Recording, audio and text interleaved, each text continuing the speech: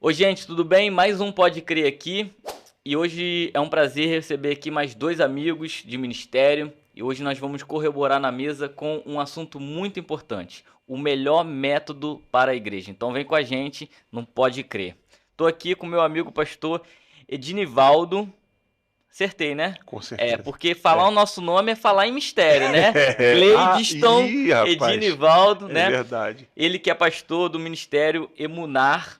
Queria que Isso. você se apresentasse, falasse um pouco aqui do ministério, onde ele fica, que as pessoas também podem acessar, conhecer um pouco mais da trajetória do senhor, da sua igreja. Então, em primeiro lugar, é um prazer estar aqui nessa manhã de hoje, juntamente com os irmãos, né? Você não sabe o quanto que eu fico feliz quando eu encontro alguém que tem um nome parecido com o meu, que eu não estou sozinho. É verdade. Não estou sozinho dessa vez, né? Então, enfim, a gente é pastor ali da Assembleia de Deus Ministério Munali, no Parque Araruama, São João de Meriti, divisa ali de São João Caxias. com Caxias.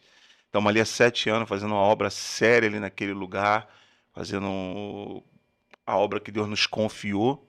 E na manhã de hoje a gente está muito grato a Deus e feliz por essa dádiva de estar aqui nessa manhã. Legal, benção. E nos acompanhando também o pastor Mauro, que é da Igreja Evangélica Ministério Família, né? E Isso. aonde fica a igreja? A igreja fica na Avenida Estácio de Sá, número 25. Ali próximo também São João de Meriti também. Bairro Parque Novo Rio. Meu pastor é o pastor Leandro Soares, pastora Priscila. Que bacana. Então hoje essa mesa é a mesa de São João de Pastores. Meriti, uma São João mesa de de Meriti, pastores. é Eu também isso. estou pastor na primeira igreja batista no Parque Tietê, ali bem pertinho do É, Parque todo mundo Araruama. junto, né? Todo mundo junto. E é muito bom, né? E pensando nisso, né? É bacana Sou pastor auxiliar, tá? pastor auxiliar, benção. Isso. Mas pastor é pastor no reino, né? A Isso, gente é é. pastor pro reino. É A gente não é verdade. pastor local, a gente não é pastor da igreja. Nós somos pastores da obra do Senhor. Quando eles Verdade. nos chamam, ele nos comissiona, é para sua obra. E isso reflete muito o que a gente vai falar aqui, Isso, né, isso. nesse dia, que é sobre será que existe método certo, o melhor método para a igreja? Eu contemplo o que Efésios fala, que a multiforme graça e sabedoria de Deus se aplica aos santos. Então eu acredito que Deus deu a cada um de nós atribuições que são diferentes. A minha Certo. maneira, às vezes, de falar, a minha maneira de expressar, de conduzir, de liderar é diferente, mas acaba que isso agrega, corrobora, porque o reino é um só. Verdade. Às vezes eu vou cuidar de pessoas que precisam dessa maneira que eu tenho como cuidado. Uhum. E às vezes outros líderes vão ter uma outra habilidade, vão ter uma outra desenvoltura. Vocês conseguem enxergar isso também? Porque eu acho que a gente tem que lutar por isso, a unidade do corpo de Cristo, não pelos rótulos, não pela denominação, não pela bandeira, mas é muito bom estarmos à mesa e poder dialogarmos e termos até às vezes as nossas interpretações, individualidades, mas com o mesmo objetivo, com o mesmo propósito, que é o chamado de Deus para nossa vida. Já teve experiência assim de difícil de querer somar no bairro, querer fazer algo e às vezes o rótulo impedir e conseguiu quebrar essa barreira de algum jeito? Na verdade, o que você está falando aí é de muita frequência. Por quê? Porque essa questão do rótulo, a gente esbarra verdadeiramente nessa questão do rótulo, porque a Bíblia ela é interpretada de maneira diferente. Uhum. Cada um numa sua escola, cada um na sua linha de raciocínio, de pensamento. E quando a gente precisa fazer algo que é, digamos assim, comunitário, e que a gente precisa trazer para perto da gente outras denominações, ou a gente se agregar a outras denominações, a gente esbarra sempre nessa questão doutrinária, essa questão interpretativa. Isso verdadeiramente cria uma barreira. Cria uma barreira. Cria uma barreira. E assim, eu particularmente, assim, eu já querer fazer é uma coisa. Poder fazer é outra totalmente É, outra diferente. coisa. Por quê? Porque já não depende mais de mim. Sim, E de igual forma, o outro lado também, né? sim. as pessoas também podem pensar da mesma maneira do que a gente pensa aqui. A verdade é que não deveria existir esse tipo de situação, mas tem, e eu creio que Deus trabalha dentro dessa nossa incapacidade de compreensão. Como é que é a incapacidade de compreensão? A gente não consegue compreender o reino no todo. Então, o que acontece? Eu me lembro de um texto bíblico onde Paulo ele já não estava mais em conexão, entre aspas, ali, com Barnabé. Então, a ideia foi o seguinte, ó, você caminha por esse lado aqui e eu vou caminhar por esse lado aqui. E o reino continua sendo se crescendo, expandindo, Todavia, Deus com o mesmo direcionamento, porque quem direciona é o mesmo Senhor. É isso aí. Todavia, Deus trabalhou na vida dos dois. Ou seja, então aquilo que era para ser algo fechado se partiu em dois e Deus deu crescimento à obra dentro da nossa incapacidade. Então, é assim que eu entendo. É isso aí. O chamado e a convocação, ela é muito peculiar, né? Ela é muito pessoal, porque é de Deus para cada um, né? A gente vê Mateus relatando, né, que muitos são chamados e poucos são os escolhidos. Eu não vejo que os escolhidos é uma acepção da parte de Deus, mas é uma acepção do posicionamento daqueles que aceitam o chamado. Foi assim também contigo, pastor Marcos? Foi Mauro. Os nomes aí. O nosso é mais difícil, eu errei mais fácil, né? Como é que você enxerga o chamado de Deus para esse ministro, para o comissionamento da igreja? Você hoje está como um pastor auxiliar, mas Deus pode te levar a ter uma congregação, mas isso não difere a responsabilidade, o comprometimento, a seriedade do mesmo crescimento da igreja local onde o Senhor te plantou, mas que isso também vai fazer o crescimento para o reino no todo. Então, esse seu chamado individual, como é que ele se complementou na igreja que Deus te conduziu e como é que ele faz o reino desenvolver para a sua perspectiva? Então, eu particularmente vejo sempre a igreja como uma agência do reino e não como o reino de Deus em si. Então, quando eu começo a ver a igreja como uma agência do reino, eu funciono como o reino vai funcionar. Uhum. E o que é o reino? O reino é a manifestação do domínio de Deus sobre toda a criação. Então, o operar de Deus não é numa igreja específica e nem num chamado específico. Deus não trabalha com a individualidade, ele trabalha da multiforma. Ele vai pegar alguém, vai trabalhar nesse alguém e esse alguém vai estabelecer, Deus vai estabelecer nesse alguém algo espiritual para que esse algo seja proveitoso no reino no todo, e não na igreja. A igreja é uma agência. A gente está ali para pregar o evangelho, impactar corações com as Santas Escrituras, mas não no sentido de ser o reino em si. E o problema hoje é isso. A igreja, ela se prolifera como sendo um império, como sendo um reino. Sim. E tipo, eu sou a melhor igreja, eu sou a melhor igreja do bairro, eu sou a igreja que mais ganha alma, o pastor de Léo é o melhor pastor. E a gente está vivendo em um tempo onde os pastores discutem entre si até quantidade de ovelha. Então, quando eu olho para mim como um pastor auxiliar, isso não me diminui dentro do reino. Entendeu? Porque dentro do reino eu desenvolvo aquilo para qual Deus me chamou. Entendeu? Se eu tivesse uma visão de igreja, não sei se o pastor Genivaldo está me compreendendo a minha linguagem, se eu tivesse uma visão de igreja, talvez eu me sentiria muito pequeno. Pô, pastor auxiliar, eu poderia ser o pastor presidente. Mas quando eu vejo a igreja como agência do reino, eu tenho uma liberdade para fazer aquilo na qual Deus me chamou. Exatamente. Entendeu? É isso, mas é isso. E um princípio bíblico, né? Atos 5:29 vai dizer que mais importa obedecer a Deus do que os homens, né? Então eu acredito que isso revela um princípio muito grande aqui, que a verdade, ela vem antes da unidade. Não existe unidade sem a verdade, porque a verdade é Cristo. E se ele é o caminho, a verdade e a vida, não vai haver comunhão, não vai haver crescimento sem esse fundamento, né? E aí, partindo aqui dessa introdução, eu queria dizer para você que está aqui conosco nesse podcast, que busca o crescimento, que busca o desenvolvimento, aqui é o lugar que nós vamos ter diálogos sobre a Bíblia, diálogos sobre experiências com o reino.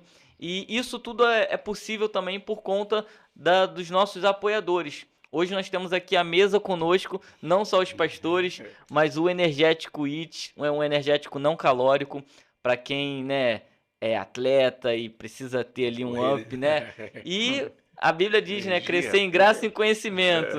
Conhecimento a gente busca aqui, a graça vem de Deus, mas a energia ela proporciona também um desenvolvimento. Então você que faz uma atividade física, você que às vezes está precisando dar uma energizada, o ITS pode te ajudar com isso. E ele é patrocinador aqui do nosso canal, do Pode Crer.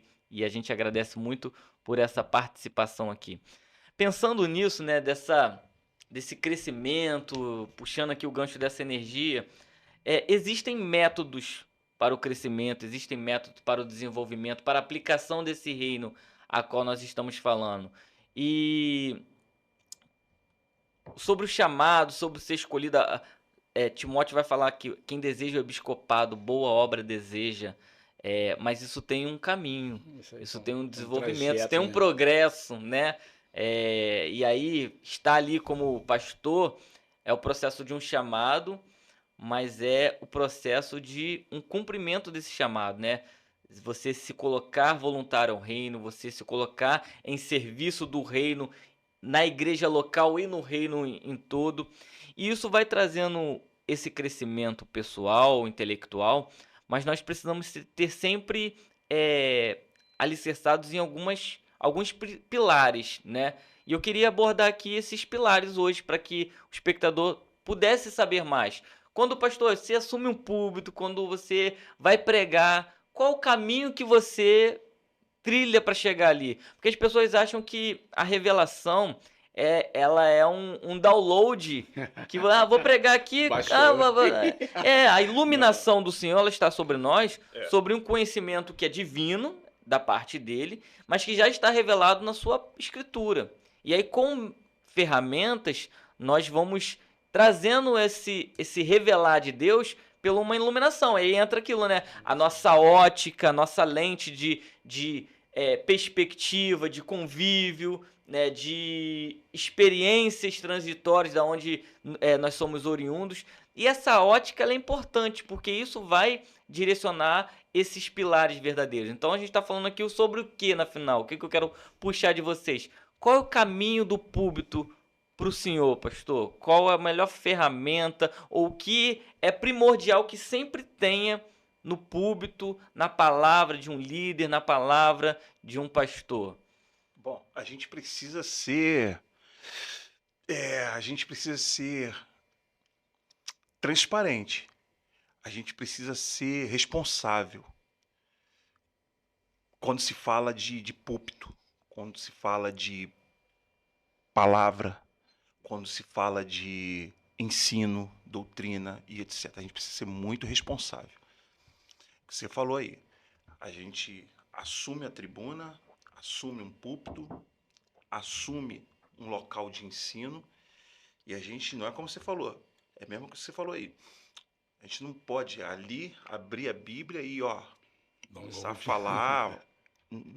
Infelizmente tem acontecido bastante. Uhum. Pessoas extremamente despreparadas, mas que têm oportunidade. E jogam fora essa oportunidade por falta de preparo.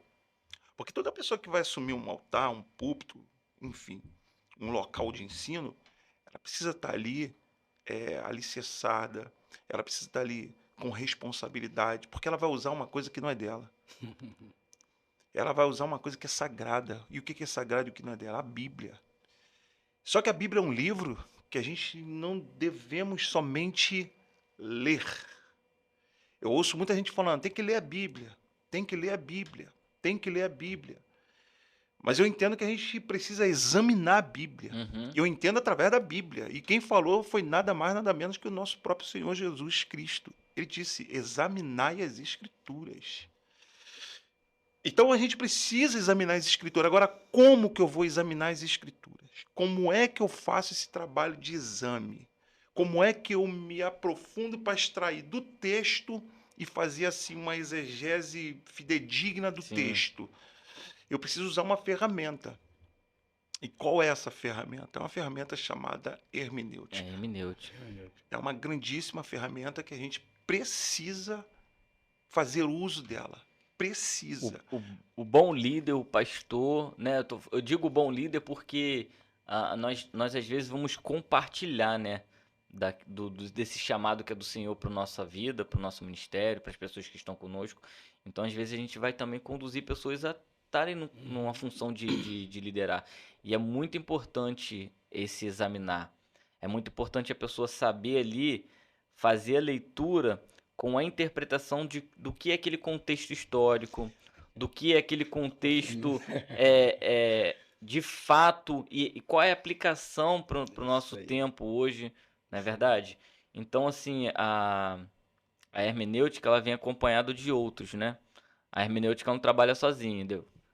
O que é a hermenêutica? A hermenêutica é a arte de interpretar. E ali você vai ter outras ferramentas, Sim, né, dentro sim. da hermenêutica.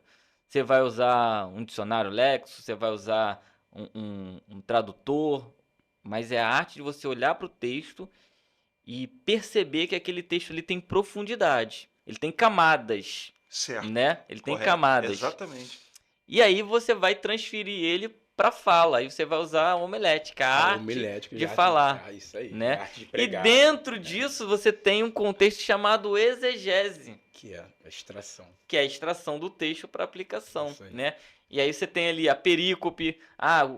Eu vou trabalhar um texto, mas qual é a parte-chave desse texto? É isso. Qual é o ponto A aqui que temática, eu né? vou extrair? A gente vê o Sermão da Montanha, a gente olha ele com um enredo assim muito direto, né? Bem-aventurado os que choram, bem-aventurado os que padecem, bem-aventurados os que são perseguidos. E aquele sermão ali ele durou pelo menos 3 dias. É. Porque eu imagino que quando Jesus falou assim, bem-aventurados os que choram, ele deve ter dado uma pausa. Mas o que é o choro? Aí ele foi extraindo, né? Isso aí. O que é o choro? Isso aí. Qual é o motivo do choro? Isso aí. Só aí a gente já aprofunda no texto, Exatamente. porque o choro ele pode ser um choro de alegria, ele pode ser um choro de tristeza, ele pode ser inúmeros fatores pode gerar um choro. Gera um E aí choro. quando ele fala bem-aventurados que choram, ele está falando sobre todos esses contextos, né? Interessante. E essa ferramenta, ela de fato é uma ferramenta-chave, né? Exato. É para começar a É a desencadear. ferramenta-chave que desencadeia qualquer texto bíblico, É verdade. né? João, capítulo 4, a gente olha para a conversa de Jesus com a mulher samaritana e você vê que ele já inicia quebrando barreiras sociais, culturais, alguns ritos religiosos que aquela mulher tinha nele. Certo. E quando a gente olha para o texto em si, a gente já entra dentro dessa hermenêutica. A gente já consegue extrair dali Jesus quebrando essas barreiras culturais e sociais. Aí trazendo para os dias atuais. O evangelho, ele não é exclusivo. Entendeu? O evangelho não é exclusivo. A salvação requer de nós, sim, né? A salvação requer de nós, vai requerer de nós alguns requisitos, mas o evangelho para ser pregado não tem exclusividade. É um ponto, é uma opinião aqui que eu estou jogando no podcast. Não tem aquela que não só pode ser pregado para o povo X, só pode ser pregado para o povo tal. A hermenêutica de João 4 já inicia dizendo que não tem exclusividade, porque Jesus vai lá para Samaria, para um povo que não se falava, os judeus e samaritanos não se comunicavam, e Jesus vai lá para Samaria justamente para atender alguém que dentro da visão do povo judeu não deveria ser assistenciado ou atendido. Então eu penso que o evangelho... Por causa da desavença. Da desavença. Então, acharam... hermeneuticamente falando, a gente interpreta que ali Jesus quebra essas barreiras. Essas né? barreiras. É o que se entende, né? Tem outros também. Verdade. A gente vem em Efésios 3, e aí eu acho que a gente Vamos fazer uma aplicação hermenêutica do texto? Vamos ler um texto aqui e vou fazer uma aplicação hermenêutica do texto. Efésios 4, de 10 a 13, né? É um texto muito conhecido, mas a gente vai fazer aqui na prática agora uma hermenêutica e uma exegese. Diz assim, 4:10. Aquele que desceu também é o mesmo que subiu e acima de todos está nos céus, para cumprir todas as coisas. E ele mesmo é e deu uns para apóstolos, outros para profetas, outros para evangelistas, outros para pastores e doutores, querendo o aperfeiçoamento dos santos, para a obra do ministério, para a edificação do corpo de Cristo, até que todos cheguemos à unidade da fé e ao conhecimento do Filho de Deus, a homem perfeito, à medida da estatura completa de Cristo. O que eu acho interessante aqui nesse texto, a gente vai puxando. É sobre isso que nós estamos falando, né? O chamado, ele é coletivo, mas ele tem a sua individualidade. Ele chamou uns para apóstolo, outros para profetas. Eu não acredito que o chamado aqui é para o intitular, mas é para a funcionabilidade. Interessante. Eu acredito na igreja apostólica. Eu sou pastor de uma igreja que a denominação é batista. Lá na minha ordem não existe o cargo apóstolo, não existe o cargo presbítero, mas a função apostólica existe. Por quê? Porque a igreja ela é apostólica, a igreja ela é profética, a igreja ela é do ensino, então ela é o quê?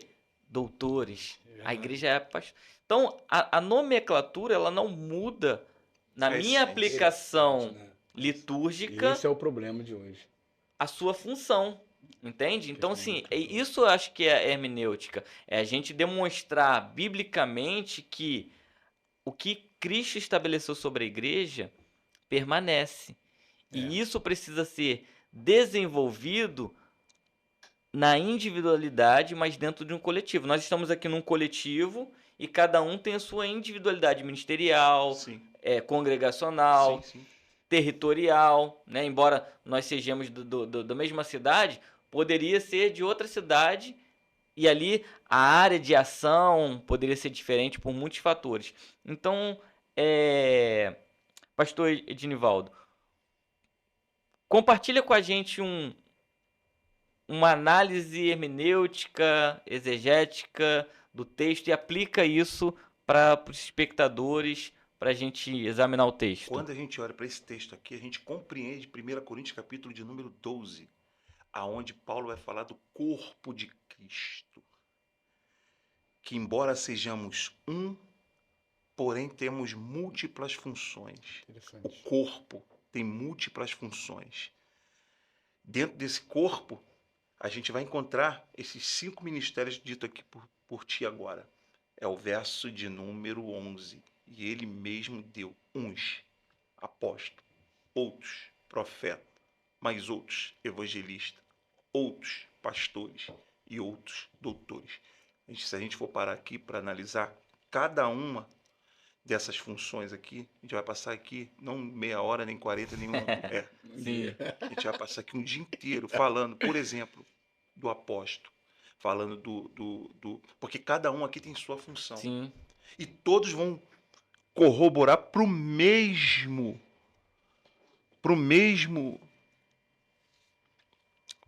reino. Funciona como uma engrenagem, onde cada um tem sua função, onde cada um tem a sua forma de trabalhar, mas todos estão trabalhando para o mesmo Senhor e com o mesmo objetivo de crescimento. Porque o que seria de uma igreja se tivesse o evangelista, mas não tem o pastor? Sim. O que seria de um pastor se ele pastoreia, mas não tem o doutor? Enfim, então o que a gente percebe aqui é a unidade na coletividade. Sim. É uma unidade dentro da coletividade, todos respeitando. Gladys respeita até eu, tá vendo? Foi ele. Começou Tituzinho. Nunca falei isso. Sempre me chamou de Mauro, pastor Mauro. Pastor Mauro, né? Enfim, e nisso a gente trabalha pro reino. Uhum. De forma coletiva, mas sabendo que a unidade... Unidade não é padrão. Sim. Não é ser tanto que cada um aqui Unidade é diferente de uniforme. de uniforme. Boa, é melhor ainda. Diferente de uniforme. Isso aí. Uniforme é todos estarem no mesmo molde, no mesmo rótulo. Exato. Unidade é todos estarem no mesmo objetivo, né? É exatamente Mesmo essa objetivo. palavra aí. Então você vê que nesse texto aqui a gente consegue extrair isto do texto. E a gente compreende muito bem isso. Paralelo com o apóstolo Paulo, Sim. 1 Coríntios capítulo de número 12, onde ele vai destrinchar ali o corpo de Cristo. Muitas das vezes o líder da igreja local, ele acumula essas funções, né? Ele é o pastor, Isso. ele é o evangelista, ele é o A mestre. gente vai conversando sobre vai isso. conversando. É o Mistério. É o mistério. Que acaba na demanda fazendo de tudo, mas precisando delegar, né? E acho que é o que a gente puxou lá no início, né? Efésios 3:10 diz que a multiforme graça de Deus se aplica aos santos. Quem são os santos? É a igreja no todo. E uma coisa que eu priorizo e vejo que a gente precisa falar, anunciar, é que existem muitos seguidores, mas nós precisamos tornar a igreja de Cristo, que a igreja seja uma igreja cristocêntrica. Sim. Os discípulos, eles foram discípulos até o momento. Quando a gente vê em Atos os discípulos deixando de ser discípulos e serem chamados de cristãos, porque eles se tornaram tão semelhantes que agora eles eram O próprio Cristo representado. Então eles são cristãos. Então a gente vê muitos movimentos assim litúrgicos, né? Tem muitas nomenclaturas. Pessoas, eu sou evangélico. Eu sou do gospel. Eu sou... Mas eu sou cristão, eu sou de Cristo. Então é isso, essa multiforma ser para um só, o centro de todas as coisas. Então eu acredito na igreja versátil, nesse sentido de que a igreja ela é unânime pelo cabeça, né? Mas ela é versátil pela sua multiforma. Então, às vezes, a forma que uma igreja vai evangelizar, vai discipular, ela não vai ter o mesmo método, mas ela vai ter a mesma aplicação. Isso. Você enfrenta também esses desafios? Mesmo objetivo, Sim, é sim, verdade. sim. Pode falar. Hã? Pode falar. O mesmo objetivo. Eu vejo no texto aqui a gente priorizar a motivação. A motivação. Eu sei que numa igreja precisa-se haver uma administração eclesiástica e ele precisa estar organizado. Mas o problema é quando a gente leva isso aqui para dentro da igreja. Porque o que Paulo está explicando aqui na igreja, no livro de Efésios é para o desenvolvimento do corpo. E que corpo é esse? A gente geralmente se associa a uma denominação. Esse é o problema. Uhum. E eu volto a dizer, eu sou uma pessoa que bato muito em cima disso. Paulo está falando aqui do aperfeiçoamento do corpo, mas esse corpo de Cristo aqui está associado ao reino. É isso aí. Então, assim, e dentro aqui do texto, o apóstolo não é maior que o pastor. Não, Desculpa, exatamente. Não existe eu não esse... sei como é que como é que isso aqui vai funcionar. Mas dentro daqui, o apóstolo não é maior que o pastor. O pastor não é maior que o evangelista. Não existe hierarquia sobre os títulos. Não tem. Não Aí existe. hoje, tipo, para que haja uma organização de uma igreja, é evidente, o pastor está ali na frente, deixando claro, né? Não que o pastor não tenha que estar. Mas dentro do reino, a gente tem que entender isso aqui como um ministério. O problema é que não é cargo. Ministério. Serviço. Qual a diferença de cargo e ministério? Simples. O cargo é para organização. O ministério é para o desenvolvimento. Sim. Do corpo. Então, e ele está dizendo aqui, não foi o homem que titulou. Aquele que subiu ao céu é o mesmo que desceu. Ele que deu dons aos homens. Exato. Não foi o homem que deu ao Exato. homem. É. Cristo que deu. Exatamente. Né? Cristo que deu esse ministério para desenvolvimento do corpo no reino. Por isso que não tem batista, não tem assembleia, não tem presbiteriana, respeito, né? Cada uma coopera para o crescimento, mas dentro da visão do reino não tem essa divisão, não tem como é que fala? Essa disputa, essa hierarquia. É o que Colossenses 3 vai dizer: tudo que façais tem que ser para a glória dele. A glória dele. Então você vai fazer o que? Vai jogar um futebol? Para a glória de Deus.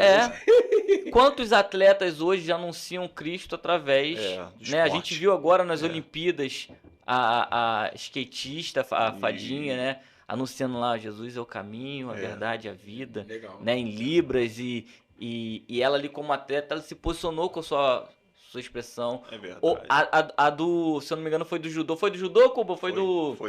Do... Que ela ganhou... a menina do judô, do judô, não foi? Foi. Que ela tava ajoelhada, aí a que perdeu pra ela, falou: levanta, porque... Dá honra a ele. Dá honra a ele, dá glória a ele. Então, a gente vê isso, né? Como que Deus vai se manifestar? Ele vai se manifestar nos atributos comunicáveis que ele colocou na tua natureza. Amém. Que ele colocou na tua habilidade.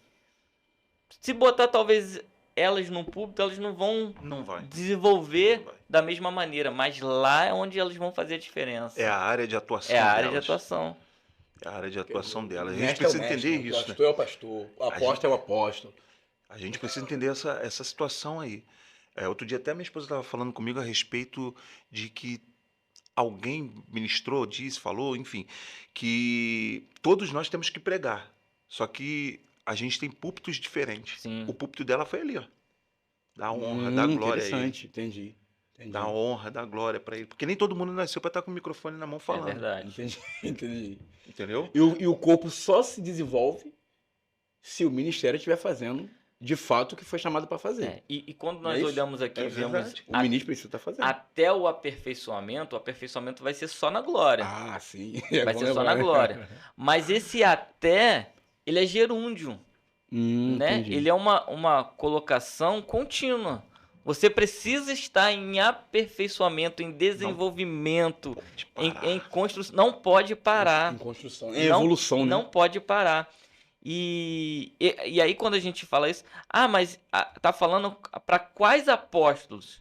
É para os 12, para os apóstolos do primeiro século? É para os apóstolos do segundo século? Né? E aí vem a crise. Tem algumas pessoas que ficam, mas o apostolado acabou lá em Paulo. Não, mas espera aí. Teve Matias, Barnabé, Silvano, Andrônico, Júnias, que a gente fica ali numa especulação bíblica que há 2 séculos vem se discutindo que Júnias talvez seja uma mulher, e aí a gente entra naquilo, então, será que é aí que está a base bíblica pro pastoreio de uma mulher, para a mulher ser pastor? Febe também, né? Não entra nisso não, por favor. Não entra nisso. É para outro podcast, Vamos terminar em paz. Mas é isso, é sobre isso. O diálogo bíblico, ele tem que ser para o esclarecimento. E o esclarecimento, ele só vem com essa perspectiva. A hermenêutica, ela é justamente uma ferramenta que ajuda para iluminar.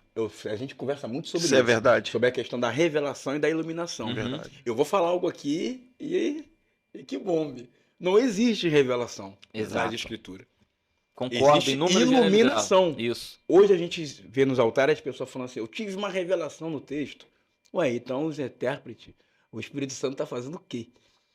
Os homens inspirados por Deus. A revelação é a palavra. A revelação é a palavra. Aí nós somos iluminados. Como? Pela ferramenta da hermenêutica.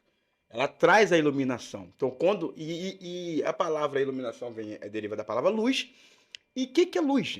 Vem para esclarecer. Sim. E luz é conhecimento. Sim. Lâmpada para os meus pés. Lâmpada para os meus pés. Luz para o meu caminho é a tua palavra. Então, todo conhecimento vem da palavra. Então, a hermenêutica, ela nos ajuda a compreender isso aí também. Sobre a questão do apostolado, pastoreio. Isso. Questão mestral, que as pessoas não valorizam muito. Não estou falando aqui, né, mas não valoriza o mestre. Sabe o que eu costumo dizer? Eu costumo dizer que a gente precisa ler a Bíblia para ouvir a Deus. Porque a gente quer, às vezes, ouvir a Deus, mas a gente não lê a Bíblia. Isso. É. É. A gente quer transmissores da voz de Deus, mas Não. a fala dele a gente Tá não... ali, né? O Então tempo lê todo, a né? Bíblia que É. você vai ouvir a Deus.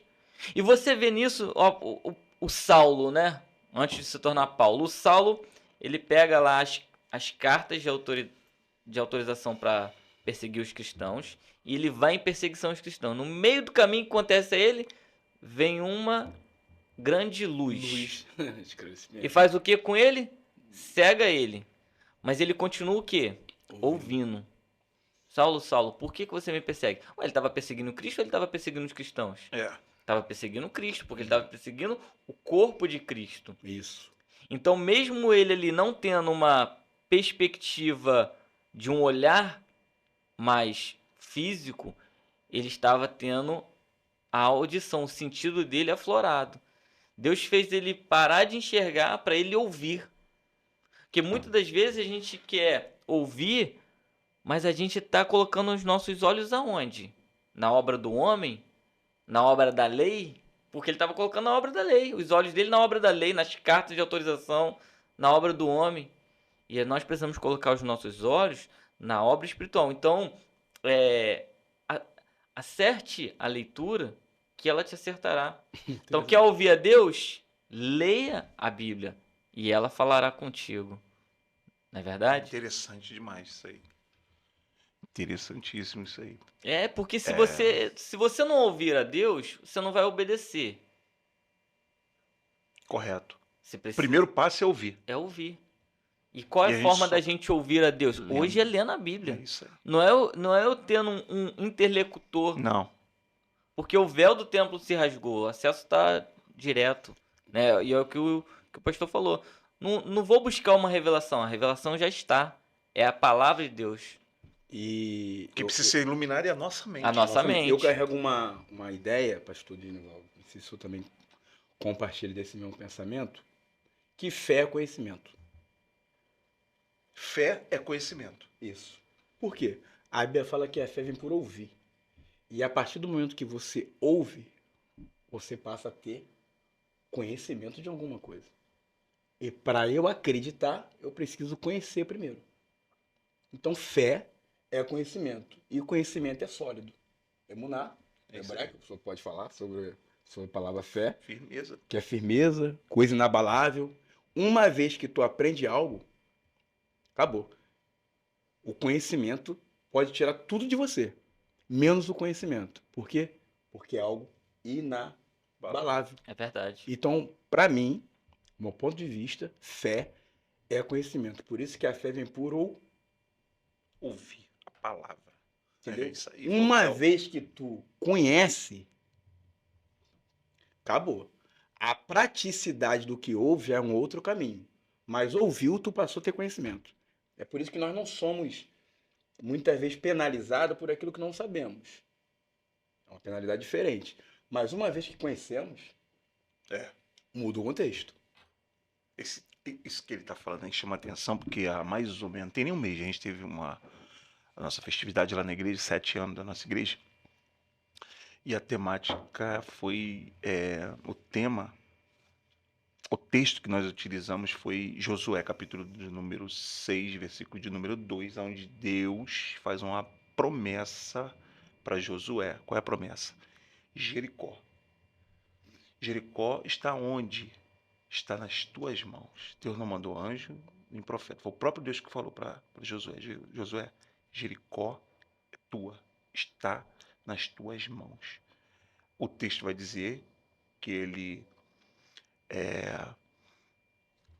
organiza o povo, o exército, enfim, e vai até Jericó. Quando ele chega em Jericó, o texto diz: Jericó está cerrada e fechada, lacrada, de sorte que quem está dentro não sai, quem está do lado de fora não pode entrar. Calma aí. Só que o que Deus te disse? Jericó está na tua Mão. Ou seja, aquilo que Josué ouve não está de acordo com aquilo que ele... Tá vendo? Aí Paulo foi citado por ti ou por ti aqui já nesse dia de hoje, Paulo vai explicar que a nossa fé não vem por aquilo que a gente, Vê. mas por aquilo que a gente Obrigado. ouve. Deus falou, é tua. Quando ele chega lá, a porta está trancada. Mas Paulo responde. Paulo vai dizer, a nossa fé é pelo ouvir, não é pelo ver. Porque aquilo que a gente vê não está em conexão com aquilo que a gente ouve Sim. muitas das vezes. Né? Então isso também é hermenêutica. Sim, Sim. por isso que Deus falou com o profeta Jeremias, sabe o quê? Desce a casa do olheiro e lá te farei. Ouvir. Ouvir. As pessoas interpretam errado. Pensa que Jeremias foi lá para ver o olheiro. Não precisa ver o olheiro. Deus não precisava falar para Jeremias para ver. Isso aí já era certo. Mas ele teve que descer para. Sempre vai ser por aqui. Não vai ser por aqui. Sempre vai ser por aqui. Né? É verdade, Sempre, verdade. sempre vai ser Para pelo você ouvido. falar, você precisa ouvir. Aí, É assim que a criança aprende, né? Antes Isso. dela aprender Isso. a ler, escrever, ela ouve e aí ela assimila. Até ela Interessante essa visão aí. Não interpretar. sabia, não sei não. Tá guardando, né? É ouro aí, ó. É. Pega essa chave aí. Peguei. Hebreus 11, né? O conceito. É isso A aí. fé é o fim da coisa que não se espera e a prova das coisas que não se Ver. vê. Interessante. É isso aí, gente. Esse é mais um Pode Crer e hoje a gente falou aqui um pouquinho sobre essa temática. Existe um melhor método para a igreja? Existem métodos sim, mas o maior método é a palavra fundamental. Deus abençoe sua casa. É isso, Pastor Mauro. Ouvir esse direcionamento é muito importante. E eu queria falar com cada um que está hoje ouvindo esse podcast, que não basta ouvir, você precisa dar continuidade a esse chamado do Senhor para sua vida. Então você precisa estar inserido na igreja local onde você serve, porque a igreja local ela é um ambiente macro do reino de Deus. E ela está ali com uma funcionalidade. Vocês estão ali, eu estou ali com uma funcionalidade de expandir esse reino. Então, nesses ambientes, nós precisamos ter o desenvolvimento. Então, busque na sua igreja, busque no seu líder as referências do Senhor. Mas saiba que é uma responsabilidade mútua. Paulo fala assim, olha para mim. Olha para mim, seja meus seguidores como sou de Cristo. Então a gente não pode ser apenas um espectador, apenas uma plateia. A igreja de Cristo não é espectador, não é a plateia. A igreja de Cristo é um corpo. E o corpo ele é conjunto, né? Então assim, a igreja ela tem a sua função, a igreja instituição ela tem a sua função e a igreja corpo ela também tem a sua função. Qual a diferença, pastores, da igreja instituição e da igreja corpo? Qual é a aplicação prática disso? Deixa com o pastor aí. Vou começar com você, pastor Edinivaldo.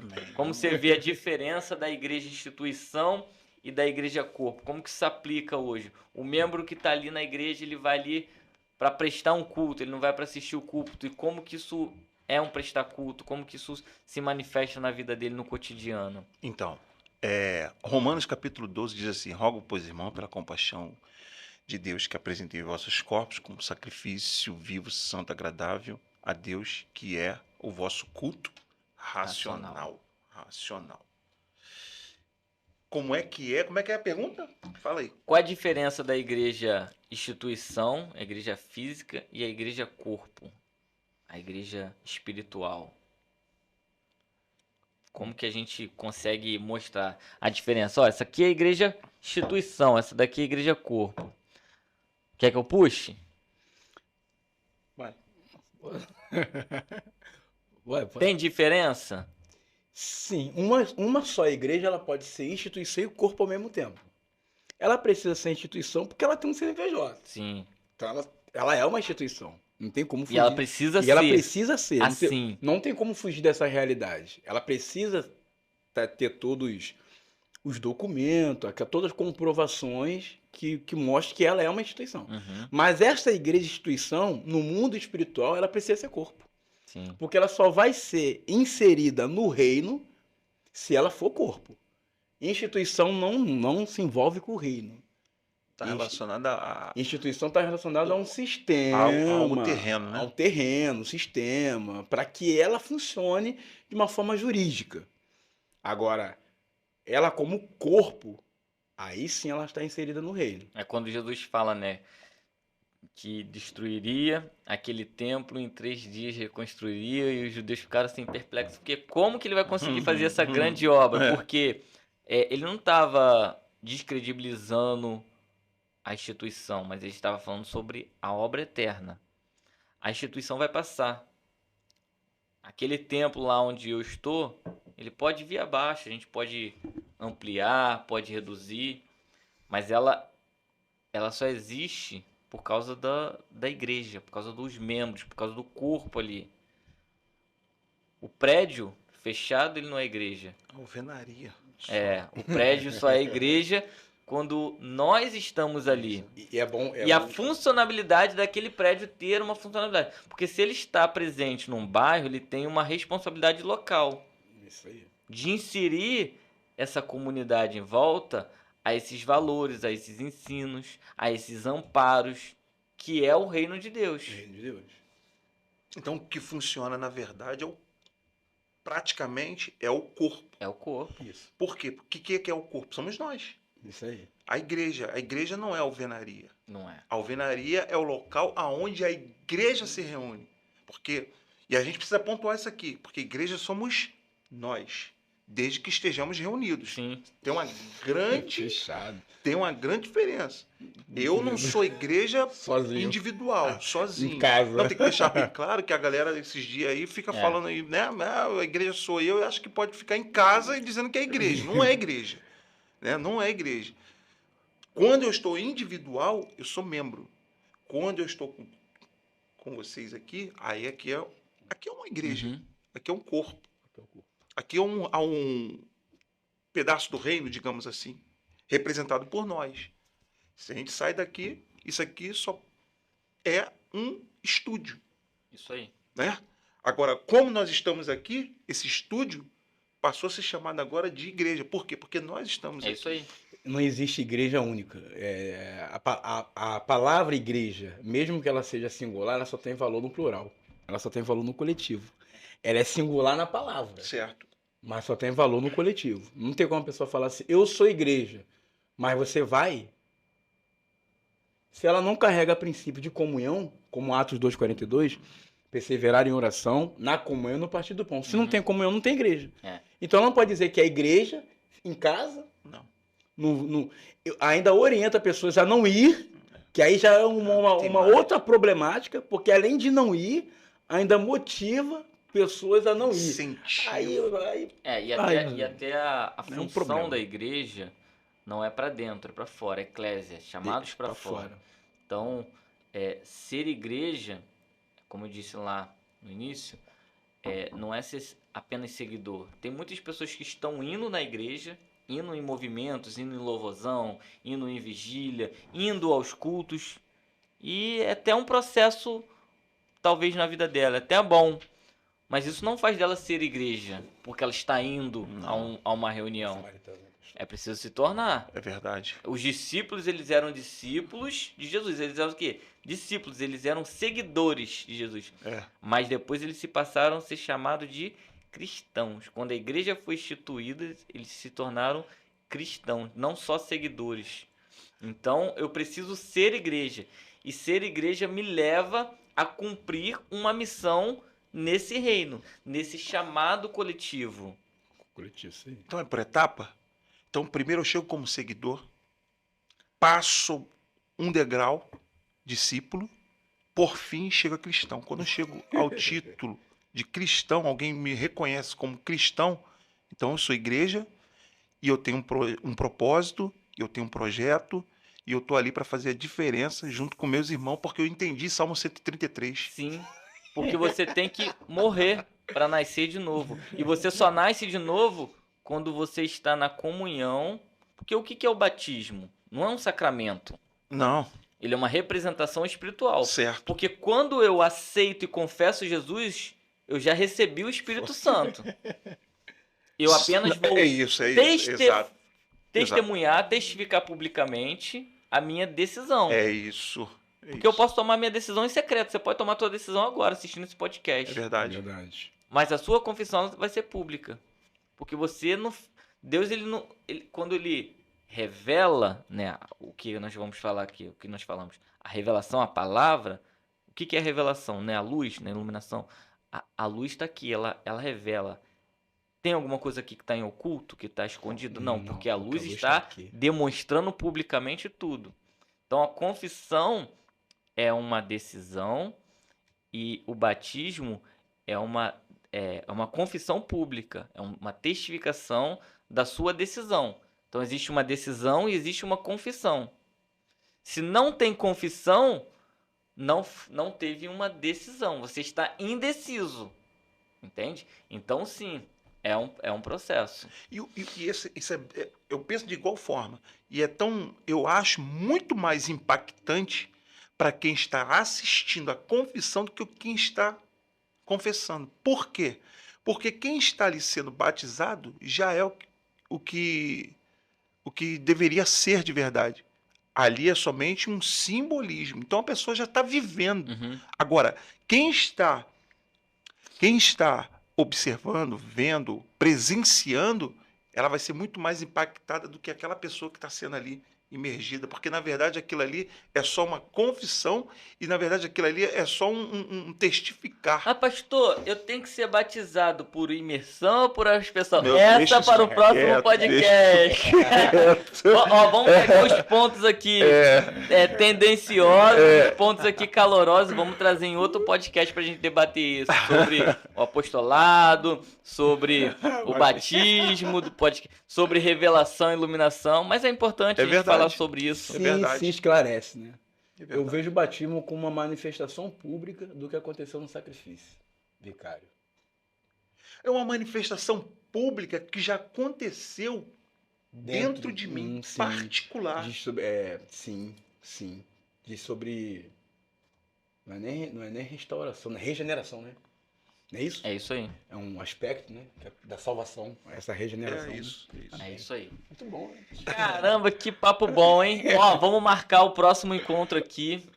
E acredito que um grande projeto vai surgir com esse podcast. Vai surgir aqui pra gente ter grandes diálogos, debates construtivos, edificantes, esclarecedores para você. Você que quer conhecer um pouco mais, coloca sua dúvida aí no comentário. Eu queria ouvir sobre tal assunto, Isso. queria entender sobre batismo, queria entender sobre Isso, salvação, isso, queria exatamente. entender sobre essas palavras difíceis ainda que eu ainda não entendi, tá vendo? Isso. O que é homelética mesmo? O que é Hermenêutica. exegese? O que é hermenêutica? Só não pergunta se tem ou não tem pastora. Não entra nessa. Se você tem alguma dúvida, deixa aí no seu comentário sua Dá ruim. dúvida, Não dá ruim, né? Dá ruim. pra gente trazer aqui o esclarecimento e tenho certeza que vai ser construtivo para sua vida, para sua edificação. E claro, já curte esse vídeo, já deixa o comentário, já compartilha com alguém para que esse canal possa proporcionar a outros também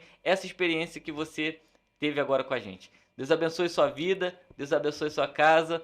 Pastor Ednivaldo, sua palavra final. Obrigado por essa oportunidade. Foi muito prazeroso estar aqui nessa manhã de hoje, esse dia de hoje, compartilhando alguma coisa com os meus amigos aqui, com vocês de casa. E é como o pastor acabou de dizer, curte, comenta, compartilha, manda aí tema e próximo podcast a gente está aí. Isso aí. Pastor Mauro, a palavra agora é sua. Eu quero, assim, agradecer a oportunidade, né, de estar aqui nesse podcast, poder ajudar as pessoas que têm certa dificuldade no conhecimento da palavra, juntamente com o pastor Genivaldo. Agradecer a Deus também por essa oportunidade de poder estar ministrando, não só para uma ou duas pessoas. Eu tenho certeza que esse podcast vai bombar e que vai abençoar muitas outras vidas. Inclusive, eu quero aqui deixar disponível os cursos que nós já temos na nossa plataforma. Legal. Curso de hermenêutica, curso para pregadores, curso de oratória. Curso é online ou é É presencial? online, Online. 100% online. E aonde a pessoa encontra esse curso? Entrando em contato, né? Ela entra em contato com o nosso Instagram. Isso, tem um curso de hebraico Legal. também, que já está sendo produzido. Acredito que no início de setembro, finalzinho de agosto, a gente já está com esse curso também funcionando.